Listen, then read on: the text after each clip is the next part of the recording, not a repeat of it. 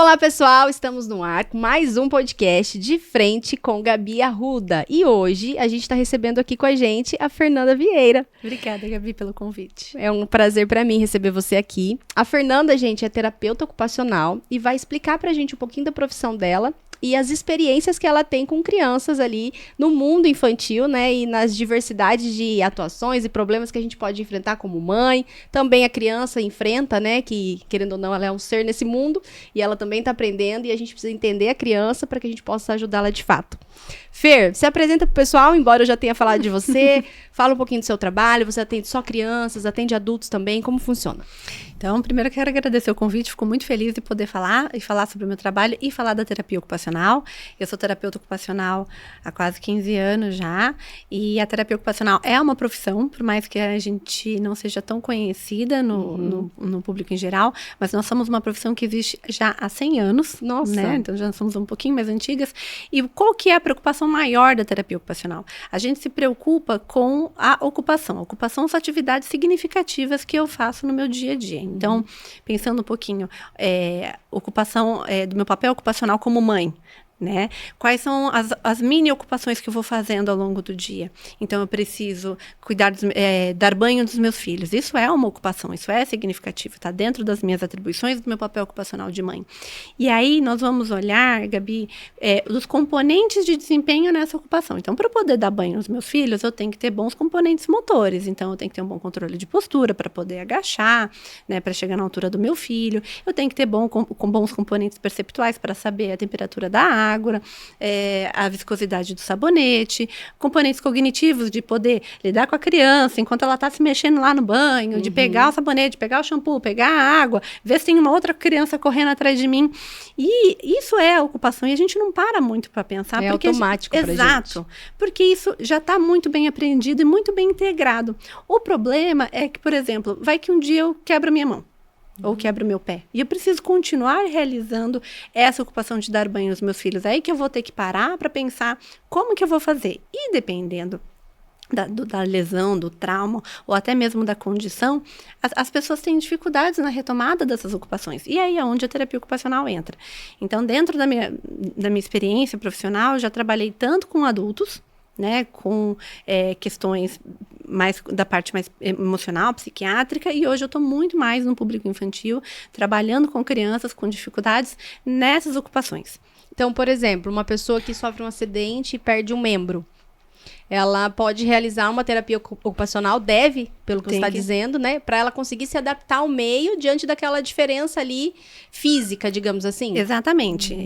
Isso fica muito mais concreto quando a gente está falando em lesões, em dificuldades mais físicas. Mas se a gente for pegar algumas pessoas que apresentam um trauma, né? Tiveram um trauma muito grande. Esse trauma pode ser de algo mais emocional ou até mesmo de uma doença psiquiátrica muito maior. Então, já atendi, quando atendi o público adulto, pessoas com quadro depressivo muito grande e realmente tinham uma dificuldade importante nos aspectos cognitivos na execução das suas ocupações. E aí é onde a terapia ocupacional entra nesse processo de reabilitação. Então, toda a minha formação e as minhas pós-formações foram sempre focadas muito no desenvolvimento de como que a gente faz, pensando tanto aspectos cognitivos quanto aspectos motores. Tá, então se a gente falar em ocupação, a gente poderia resumir como a rotina de uma pessoa. Os afazeres que ela tem. Exatamente. E os afazeres que fazem sentido pra gente. E a terapia ocupacional, ela atua na parte emocional também? Ou mais nessa parte cognitiva e prática? Não tem como a gente separar a emoção da ação, Sim. né? Porque até se a gente for pensar, a motivação, ela está muito ligada com a emoção. É nesse momento que a gente tem um pouco dessa abordagem, muito embora a gente tenha parceria de outros profissionais, a gente tenha a psicologia muito como parceiro nosso nesses momentos. Mas se a gente for pegar casos em que a motivação acaba, a gente precisa entender da onde que vem essa motivação. Se vem problemas que a gente chama aí da disfunção executiva, se a gente vê problemas de transtornos do humor mesmo, que aí a gente vai pensar em depressão, ansiedade, enfim. Então, a terapeuta ocupacional, a formação do terapeuta ocupacional é uma formação bastante generalista, porque a gente precisa compreender o indivíduo como um todo. E Fer, para os pais entenderem, qual é a diferença da terapia psicologia ali, a criança estar em terapia, e a terapia ocupacional? Terapia ocupacional, pensando mais no público infantil, a gente vai olhar para os objetivos funcionais da criança. Então, se essa criança está conseguindo fazer as suas ocupações da infância. E qual que é a maior ocupação da criança? É o brincar. Porque no brincar, eu acabo me desenvolvendo e é uma ocupação que dá base para as outras ocupações, que é para ser vestuário, poder se trocar, poder ir ao banheiro, para você poder se alimentar direito. E aí, esse é o nosso diferencial em relação à psicologia. Acho que a psicologia pode trazer as questões mais emocionais desse ambiente que podem dificultar também aspectos funcionais, mas nós vamos olhar como que essa criança está fazendo e a qualidade que essa criança faz. Então, por exemplo, eu trabalho, meu foco maior é o público infantil, a clínica está muito mais voltada para o público infantil, e eu trabalho com uma abordagem que é a integração sensorial de Ayers. E a gente compreende que o desenvolvimento humano, ele vem de uma base perceptual e depois vai ser motor. Então, primeiro a gente sente para depois a gente fazer. Então, se eu consigo sentir as texturas, se eu consigo dar propriedade, né? Então, eu estou sentindo aqui o copo é duro, o copo é frio, ele tem um formato meio redondo, né? Então, eu consigo abstrair um copo redondo, eu consigo graduar minha força para levar meu copo até a boca. No entanto, se eu tenho dificuldade justamente nessa percepção, a qualidade de eu levar esse copo até a minha boca vai ser pior. E às vezes a criança não vai se sentir motivada de levar o copo até a boca porque fica muito difícil.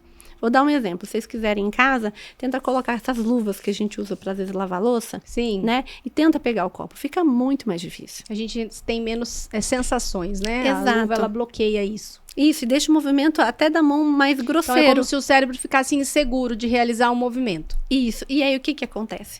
No dia a dia, a gente vê uma criança que não quer pegar, mas você vê a mão funcionando super bem, uma criança que consegue falar super bem, fazer outras coisas muito bem. Essa criança é taxada de preguiçosa, taxada de teimosa. Então eu acabo recebendo muito na clínica, principalmente assim, os primeiros momentos de avaliação, geralmente os pais falam: mas é porque ele faz só quando ele quer. É porque ele é preguiçoso, é porque ele é teimoso. E se a gente está falando de pessoas em desenvolvimento, e quando você dá um adjetivo desse para alguém, tem um impacto muito importante na construção da autoestima. E às vezes o problema não está no que ela não quer fazer, sim porque ela não está conseguindo discriminar.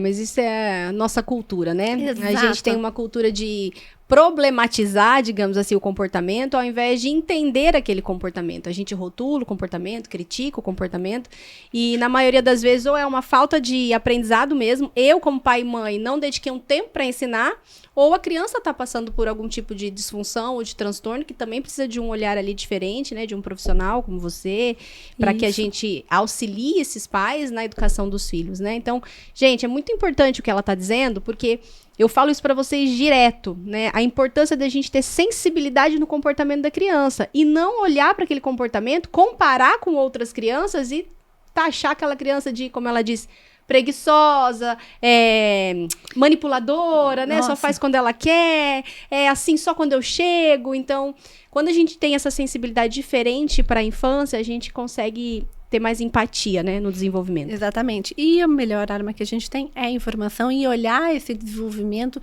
de uma maneira muito mais aprofundada e respeitosa. Sim, e por isso que eu te convidei para cá, porque a gente tem dificuldade nesse conhecimento, né? E muitas vezes a gente leva ao pediatra os nossos filhos, e o pediatra ele vai ter, dentro daquele nicho, ele vai avaliar o desenvolvimento, se está crescendo, se engordou, se está tendo aqueles movimentos iniciais que o pediatra sempre pergunta pra gente, tá andando, começou a balbuciar, começou a falar quando é bebê, né?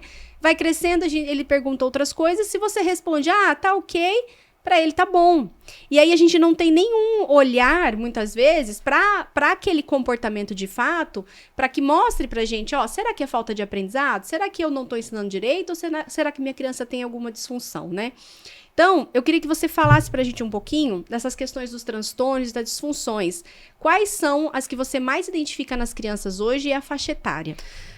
Tá, vamos lá, porque a gente acaba tendo um leque muito, né, grande, mas vamos retomar.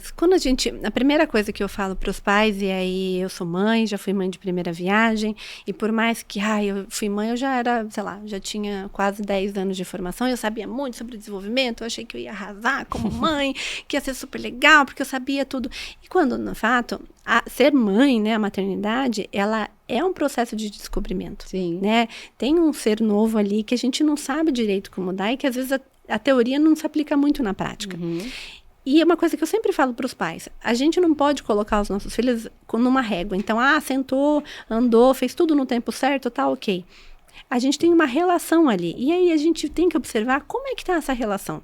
Tá gostosa, tá prazerosa. Eu vejo meu filho executando esses marcos, né, que o pediatra pede, com qualidade. Ele tá sendo feliz em aprender?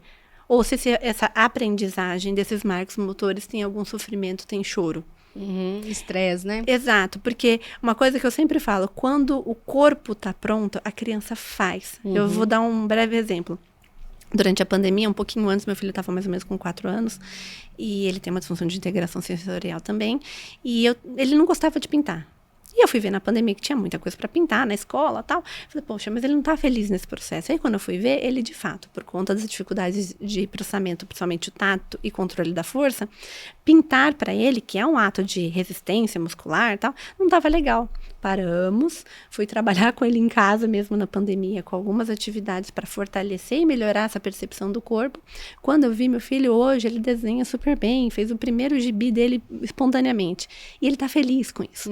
Então, o que a gente mais quer sempre é a felicidade dos nossos filhos. Então, o que a gente precisa é estar atento para essa qualidade do desenvolvimento. E você falou, né, disfunção de integração sensorial. Explica pra gente o que é essa palavra grande aí nessa. É um baita, né, que a gente chama de disso, né? A disfunção de integração sensorial, o que ela quer dizer? Que a capacidade que essa pessoa tem, né, que a criança tem, o adulto tem, de discriminar e filtrar as sensações do ambiente, ela está com problemas. Então, por exemplo, aqui a gente está conversando e tem um monte de estímulo vindo. Tem um estímulo tátil, tem um estímulo da relação à gravidade, então tem que ficar sentada na cadeira.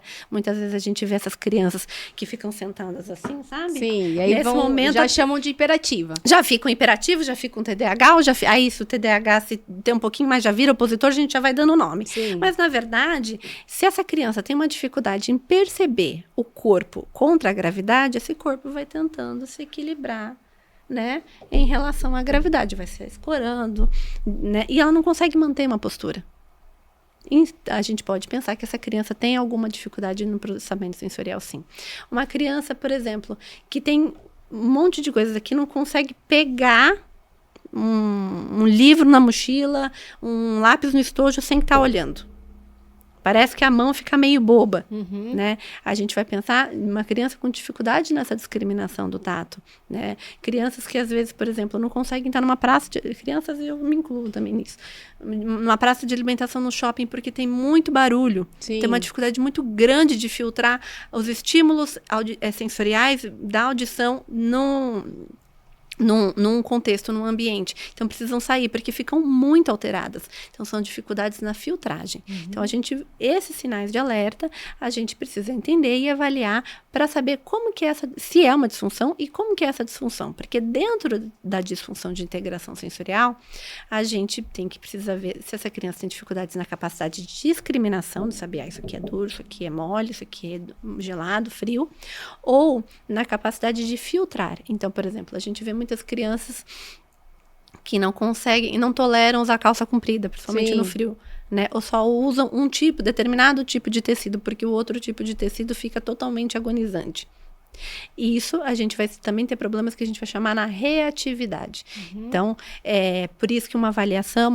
O que seria a reatividade? Reatividade é a capacidade que eu tenho de reagir a um estímulo. Então, por exemplo, quando eu encosto numa superfície, o meu cérebro está falando assim, isso aqui é uma superfície dura, ela é lisa.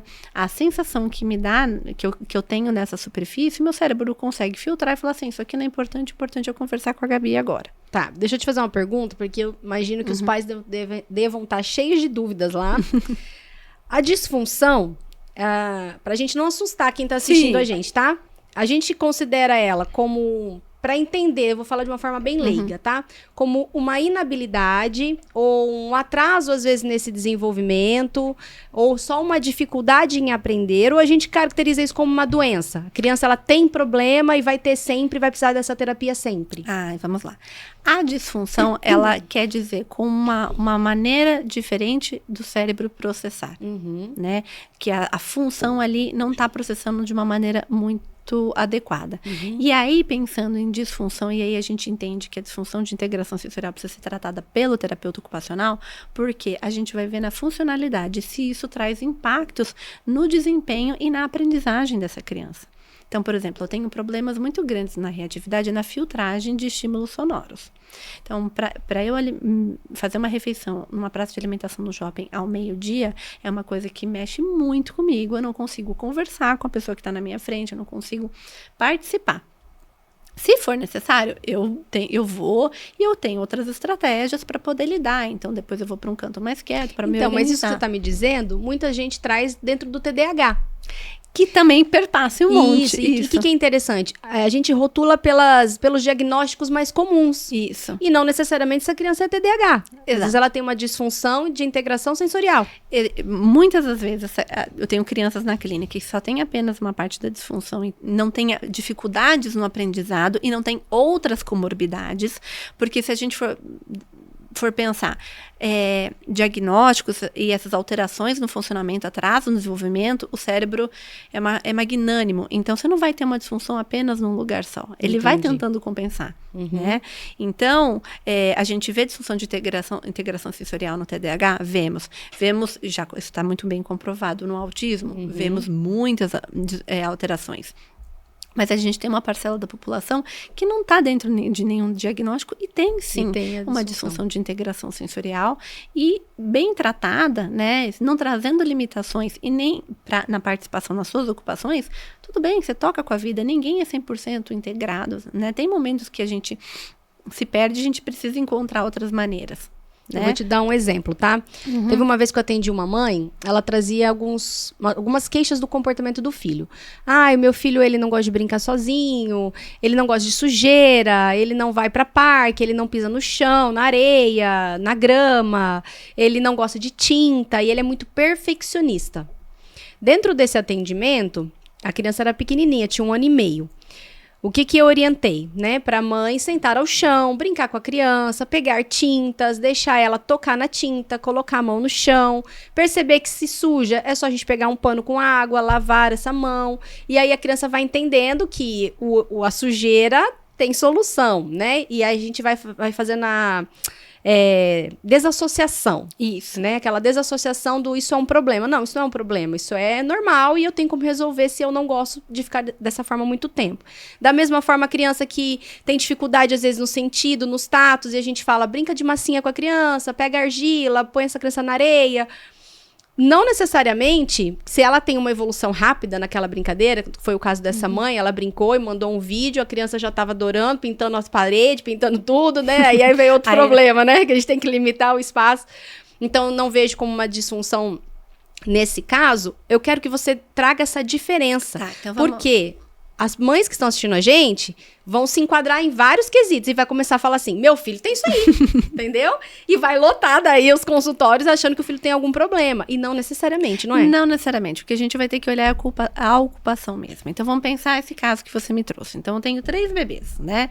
Que chegam com a mesma idade. É importante lembrar que nesse processo mais ou menos de 1 ano, 1 ano e meio, o cérebro está se especializando, né? 2 anos a gente tem a tal da poda neural, que é uma grande especialização cerebral. Então, ela precisa conhecer e ela está começando a ficar um pouquinho mais criteriosa. Isso é esperado para a idade? É esperado para a idade. No entanto, quando a coisa começa a fugir do tom. Então, a gente tem um bebê que você, na verdade, ensinou a mãe um outro jeito de apresentar texturas. A criança topou.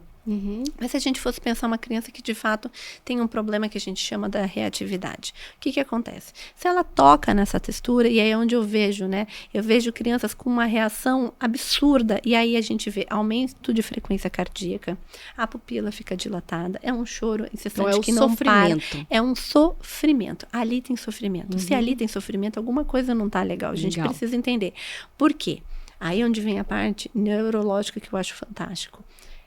muitas vezes essa sensação o cérebro não está integrando direito. Então, o que era para ser uma sensação para eu descobrir, saber que isso é mole, e aí eu ignorar e continuar com a brincadeira, o cérebro fala, isso aqui está me dando dor. Então, eu já tive crianças no consultório que ele chegou para brincar e a gente é cheio de colchões, ele tirou a meia para brincar e pisou no colchão. E ele começou a gritar, tia, tá queimando, tá queimando, tá queimando, num sofrimento muito grande. É real, né? É real, é um sofrimento real. Então, fui lá, corri e a gente continuou com a meia, né? Por quê? A sensação de um colchonete no pé dessa criança dava para ela uma sensação de dor, de queimar. Aí a gente tem que se preocupar. Mas vamos pensar num outro caso de uma dificuldade na discriminação. Essa criança, por conta de problemas na percepção do tato, o que acontece no cérebro?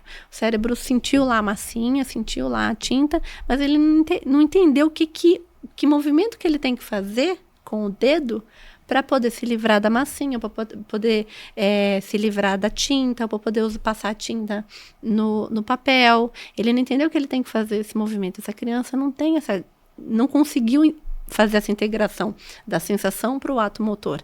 Então, ela vai recusar, porque ela não sabe o que ela tem que fazer. Entendi. E aí, a gente dando esse passo a passo, e aí a gente entendendo que essas duas crianças, essa terceira não precisaria, mas essas duas crianças a gente precisa avaliar melhor. Entendi. É porque assim, ó, o que eu vejo no meu trabalho, tá? A gente vive num mundo hoje onde as crianças não são estimuladas corretamente. O maior estímulo para a criança hoje são os eletrônicos. Perdão. E aí, dentro disso, a criança perde a chance de explorar o ambiente, de aprender com as sensações mesmo, né? Eu cresci na rua, eu lembro disso. Eu andava descalço, eu pisava na grama, eu brincava com tijolo. Você não vê isso hoje. Você olha para um bebê, uma criança ali de 4, 5 anos, ela mora numa casa, ou num condomínio fechado, ou num apartamento. Normalmente não tem muita terra. Então, essas crianças, Fer, elas não são desenvolvidas de uma forma natural, digamos assim. E aí, a gente vê muito problema de comportamento nelas, né? Então, por exemplo, o meu Davi. Eu sou uma pessoa que saio com eles, levo pra grama, faço o máximo que eu posso. Mas a gente mora num ambiente ali que é um apartamento. E ele tem uma sensibilidade para as coisas muito maior do que o meu filho mais velho. Quando ele tinha uns 4 anos, ele invocou com meia e etiqueta. E eu sei que a maioria das mães passam por isso, porque elas trazem esses relatos para mim. Ele não colocava a meia, mas de jeito nenhum, porque incomoda, e aí ele ficava bravo, e ele chorava. A etiqueta, até hoje, eu tenho que cortar todas as etiquetas. Só que eu vejo que não tem um sofrimento ali. Existia uma imaturidade de entender e focar numa solução para aquele problema. Por exemplo, a meia. Eu sugeri para ele o seguinte: filho, vira ela do avesso. E veja como é que você vai se sentir com ela do avesso. E ele virava do avesso, assim tá ótimo. E aí ele vestia. A etiqueta. Agora eu tenho trabalhado com ele, ó, vamos perceber essa etiqueta, o quanto ela tá realmente pinicando você, ou você só tá com aquela imagem de que um dia pinicou e você tá querendo de novo. Então, algumas ele deixa passar, outras ele pede pra eu cortar. Acho que deve aparecer isso pra você também. Aparece. E aí é onde a gente tem que voltar e pensar na participação da ocupação, né? O problema é com a etiqueta, todo mundo tem realmente etiqueta que incomoda. Eu também não gosto, enfim, né? Acho que para pensar. Mas tem coisa assim que isso não vai atrapalhar no meu dia a dia para eu trabalhar, né? A meia, se você virou, tá frio, ele tem que usar a meia, se ele virou do avesso, que seja do avesso. Então, você não tem um prejuízo nas suas ocupações, na funcionalidade da criança.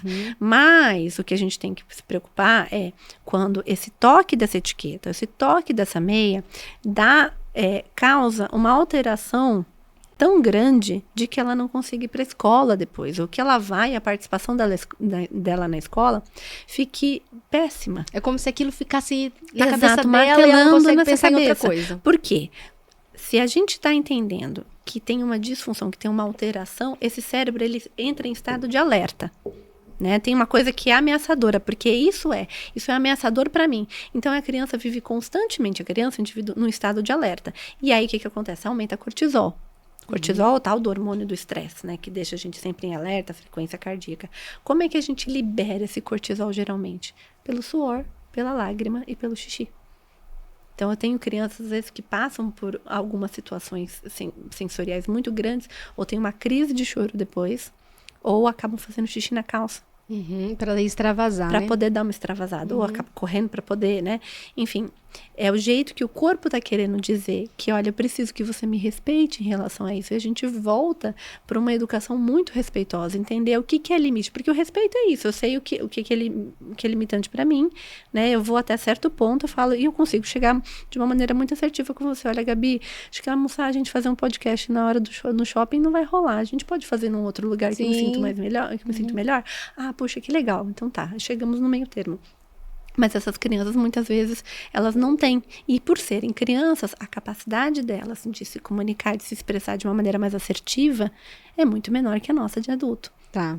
E você entrou num assunto importante, tá? Vou falar um pouquinho da educação, então, respeitosa. A gente poderia dizer, você poderia afirmar para mim que essa disfunção, ela pode acontecer devido à educação? Por exemplo, existem casos, que eu também já atendi, de crianças que disputam poder com os pais. Então, às vezes, eu tenho uma mãe muito permissiva, que não é referência de autoridade para essa criança ainda, por N fatores. E essa criança, ela disputa poder com esse pai e com essa mãe. Porque, no fundo, ela tá querendo o limite, né? Ela tá querendo a segurança. Só que a falta dessa prática dentro da família contribui para um desenvolvimento de uma disfunção. Ao contrário. Na verdade, assim, a disfunção é que a pessoa nasce com ela.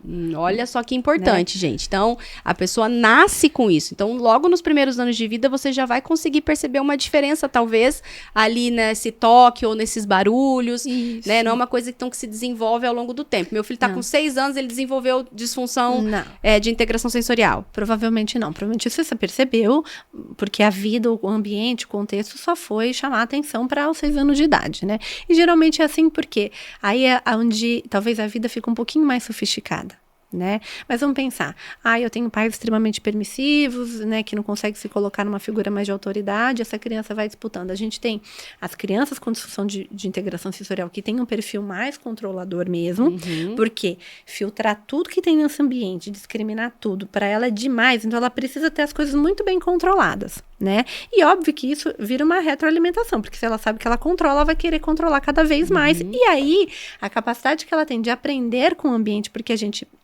Né? Eu acho que o grande barato de ser mãe, de ser pai, é que a gente, na verdade, é um facilitador do mundo. A gente apresenta esse mundão para eles, né? Esse papel de facilitador fica muito mais limitado. Mas aí é onde a gente tem que oferecer desafios na medida certa. Então, assim, eu tenho uma criança com uma dificuldade, por exemplo, muito grande em entender o que está acontecendo ao redor por conta que esse corpo não filtra. Eu vou para ver o que ela dá conta de fazer. Então, eu tenho muitos casos de crianças que não comem. Não comem mesmo, tem problema sério de seletividade alimentar e não tem nenhum outro transtorno. O problema é a disfunção de integração sensorial. Então, a comida tem que estar desse jeito, você não pode estar comendo na minha frente, nem o fulano mastigando. E aí a gente vai com desafios que a gente chama na medida certa. Então, por exemplo, eu tenho crianças que hoje a mamãe vai ficar só na sua frente aqui por 5 minutinhos. E aí a gente vai aumentando, a gente vai procurando estratégias. É onde a gente... Dessensibilizar, como é que fala? Nem tanto, na verdade, a gente acaba não usando a dessensibilização. Isso mesmo. Mas, na verdade, a gente vai vendo o que essa criança dá conta de fazer, né? Então, eu tenho crianças, hoje nós vamos tentar comer uma textura diferente. Que eu já sei que essa criança está com uma boa capacidade na boca e tal, então vamos lá. Então, hoje nós vamos com a cenoura. Vai ser uma cenourinha só, que você vai mastigar, pode até cuspir? Pode. E aí, eu converso muito com os pais. Na clínica, a porta é aberta. Para os pais entenderem na sessão. E também a gente acaba dando um modelo, que você pode até certo ponto. Né? Olha, então a gente vai brincar desse jeito, só esse pouquinho. Então tá, só esse pouquinho, vamos lá. E a criança começa a entender que isso é legal, porque aprender é muito bom. É muito bom a gente conhecer coisa diferente, é muito bom a gente experimentar coisa diferente. Então, talvez, é o que eu falo assim, eu amo ser mãe porque é a possibilidade que eu tenho de mostrar esse mundo de coisa diferente, eu aprendo também. Fica divertido. Mas daí você tem que ter um olhar de respeito para como o seu filho aprende. Exato. Porque aí, se eu sei que isso é divertido, isso vai pela diversão, eu preciso ter um olhar apurado assim, o que eu vou oferecer para ele aprender hoje? Né? E às vezes a gente acaba no automático querendo exigir demais. Tem uma coisa que eu sempre falo para os pais. Tem muito pai que tem a tendência de querer trocar o filho em pé. A gente na correria, né, erga a mão se você nunca trocou seu filho em pé, na pressa. Trocar a criança em pé, colocar blusa, colocar calça, tal, exige uma maior capacidade de equilíbrio, de controle de postura. E aí, às vezes, a gente, vai, menino, vamos lá, que tem 5 minutos pra se trocar. E a criança não vai, e ela fica perdida ali. Cai, e ela aí cai, aí uma você já brinca, porque cai, levanta desse chão, não sei o quê. Você não tá ensinando direito. Fala assim, respira, senta ali. Mesmo na pressa, agora vocês vão sentar ali no banquinho. Vamos lá, senta no banquinho. Agora você põe a blusa. A criança faz com qualidade.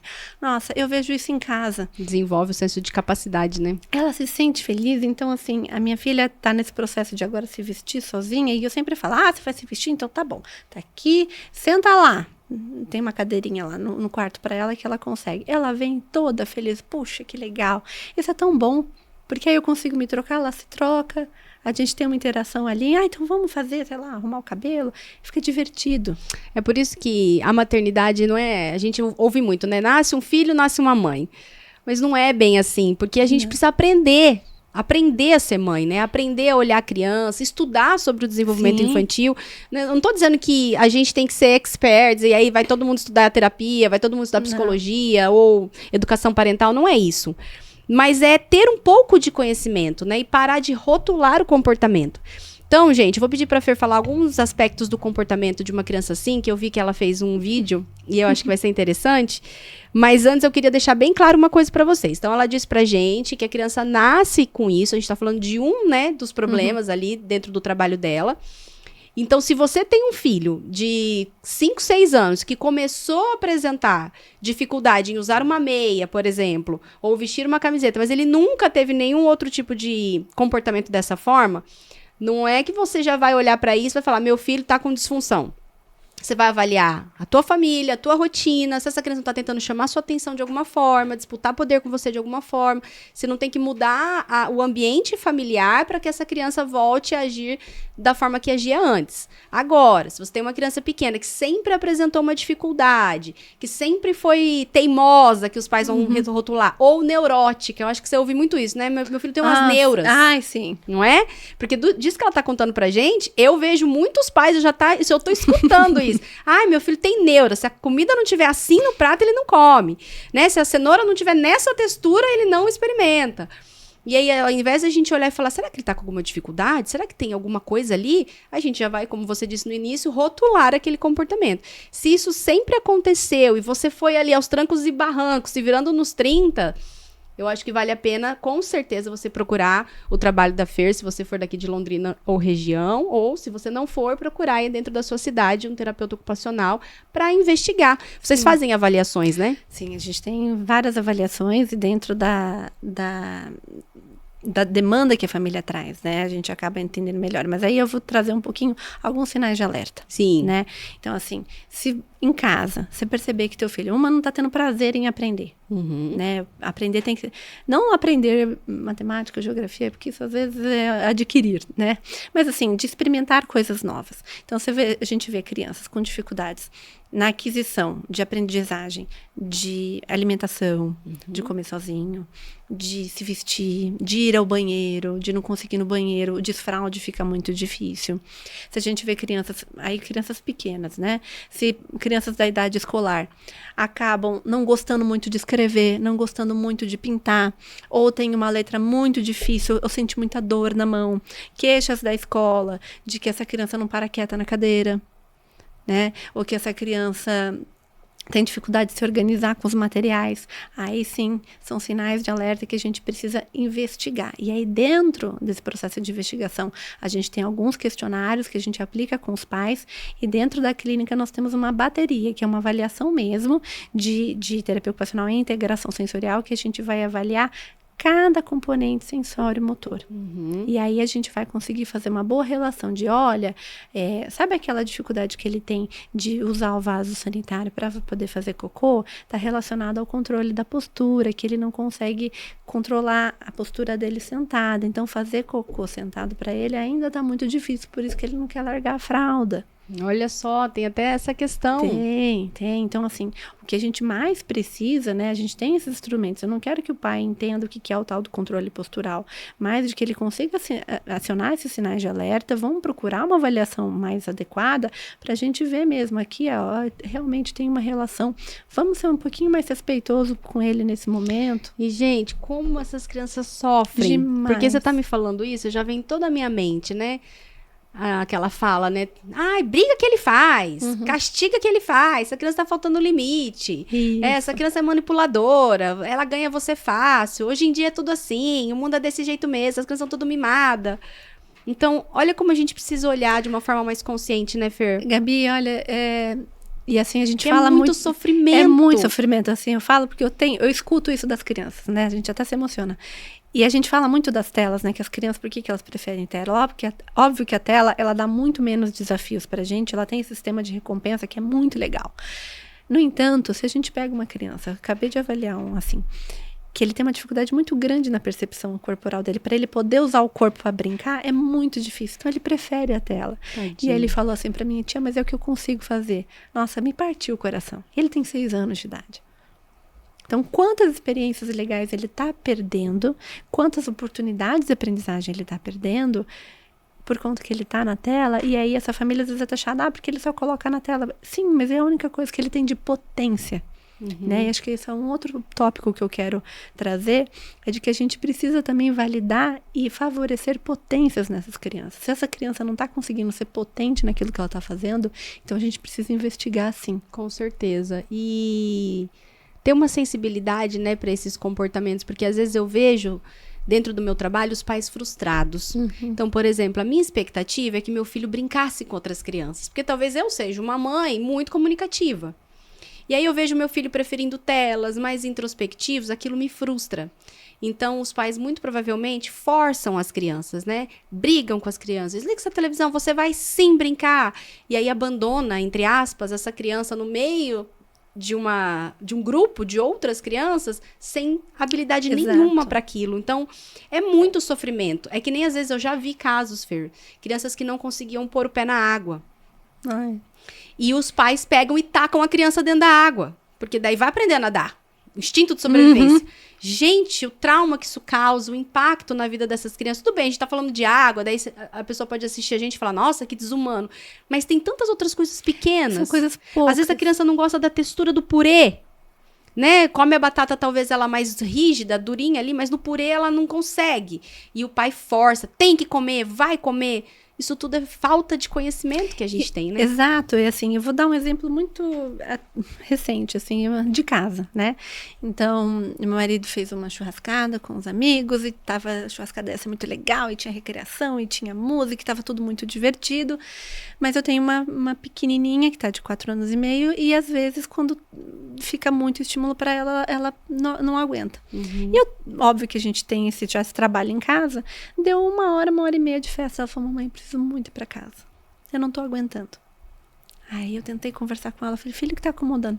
Tem muitos luz, tem muito barulho, eu quero ir pra minha casa, com 4 anos e meio. Eu poderia falar assim, não, vou me enganar, vou dar uma telinha, ela vai se regular e a gente vai passar, né? Mas não dava. Eu preciso também respeitar. Ela foi tão bonitinha comigo, trouxe comigo, puxa, mãe, eu não tô dando conta. E aí a gente conversei com meu marido, ele ficou com meu filho mais velho, eu falei, tô indo pra casa, a gente vai dar um tempinho, depois a gente volta. Gabi, foi 1 horinha com ela tava feliz de novo. Voltamos pra festa, fomos brincar. Sim. Né? Então, assim... Isso é muito importante. E é uma sensibilidade, eu vejo, porque é uma linha muito tênue, tá? Pra gente cair ali no... A criança comanda a rotina da família e vamos atender essas necessidades. Exato. Ou, não, quem manda aqui sou eu, você é só uma criança e é frescura. Então, eu acho que é uma linha tênue. E a gente precisa encontrar esse equilíbrio, né? Eu também tenho 2 filhos. O mais novo, o mais velho, ele era do tipo, pode dormir 5 horas da manhã que eu tô na balada, né? Adorava uma festa, gente. O mais novo, quando ele nasceu, a gente assustou, porque ele chorava muito quando tinha muita gente. E ele tinha o horário dele, 8h30, 9 horas no máximo, ele tinha que estar dormindo. Então, a gente teve que readaptar essa rotina. E eu percebi exatamente o que você disse. Quando eu ia embora mais cedo, colocava ele pra dormir, o barulho era menor, ele era tranquilo. E no dia seguinte, ele estava uma criança feliz. E isso foi melhorando conforme ele foi crescendo. Hoje ele aguenta ficar até mais tarde, hoje ele brinca, normal. Mas eu vejo alguns pais dizendo assim pra mim, quando a criança nasce, a rotina já existe. Ela tem que se adaptar à sua rotina. Não, porque quando a gente se relaciona com alguém, a gente esquece também que filho, ele é um terceiro elemento nessa relação. Exatamente. Ele é um indivíduo, né? E isso é uma experiência, isso é um relacionamento. A gente esquece um pouco de entender que a criança, ela é indivíduo, ela precisa estar nessa relação. Então, e essa capacidade que a gente tem de poder conversar com as crianças dentro da limitação, do que elas conseguem ali de entender, esse eu acho que é o grande desafio da maternidade, né, e da paternidade. A gente esquece que a gente precisa melhorar a nossa relação com os nossos filhos. Com certeza. Né? A gente precisa ensinar o mundo, a gente precisa dar limite, mas a gente também precisa respeitá-los como seres importantes nessa relação.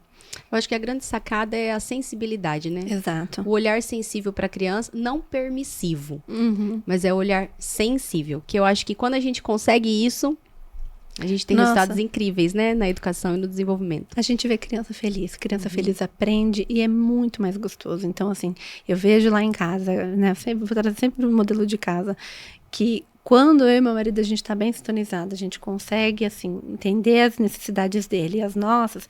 Nós precisamos fazer uma viagem. A gente faz uma adaptação toda, a gente conversa com eles.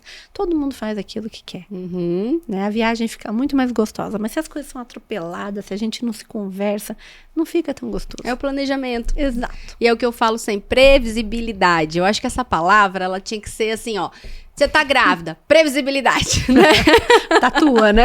Porque os pais, muitas vezes, tem pais não, que eles têm essa necessidade, então eles já trabalham isso, naturalmente. Mas tem pais que não têm previsibilidade nem na vida adulta. Exato. Então, eles deixam a vida levar. E na infância, a rotina, essa previsibilidade, a paciência, o olhar sensível, ele é importante. E, gente, não é só porque a gente tem que permitir que a vida dos nossos filhos seja fácil, até porque a gente não tem que pensar dessa forma. Ai, não quero que meu filho fique triste, não quero que meu filho se frustre, porque isso é errado, a gente cai na permissividade. Mas é entender, como ela disse, que as crianças são diferentes e que elas têm dignidade. Que elas são um ser humano ali. Então, a gente tem que olhar para eles como uma pessoa. Quem é meu filho, né? Do que ele tá precisando? Então, será que a minha rotina atende a rotina dele? Então, será que a gente não tem que buscar um equilíbrio dentro dessa família? Não é tudo do meu jeito, mas também não é tudo do jeito do meu filho. E buscar uma ordem para todas as coisas, para que todo mundo se relacione bem. Perfeito, é isso, né? É só isso. É só isso. Só tudo isso. Gente... Daria pra gente falar de muito mais coisas, com certeza muito mais conteúdo a Fer tem pra trazer aqui pra gente. Adorei, minha cabeça tá cheia de coisa pra perguntar, mas a gente precisa encerrar. Onde é que as pessoas podem te encontrar aqui em Londrina? Gabi, eu tenho aqui uma clínica, né? Sou eu e mais uma psicóloga. E a gente tem a nossa página no Instagram, que a gente fala muito sobre isso. Então, esse agosto, a gente tá se dedicando muito esse mês da primeira infância, né? E falando muito sobre desenvolvimento. Então, quem quiser, segue a gente no Instagram, Fernanda Vieira, _clínica. Tem todas as dicas, vídeos e qualquer coisa também pode falar com a gente. Ótimo, então sigam ela lá, conheçam o trabalho dela e não deixem nunca de estudar. Obrigada de coração por ter o sim aqui e vamos pensar em outros podcasts aí pra gente falar de outras coisas. Tá ótimo. Obrigada a você que ficou com a gente até o final. Compartilhe esse vídeo porque com certeza tem muitos pais precisando aprender mais sobre isso. E a gente se vê no próximo podcast de Frente com Gabi. Beijo, fui!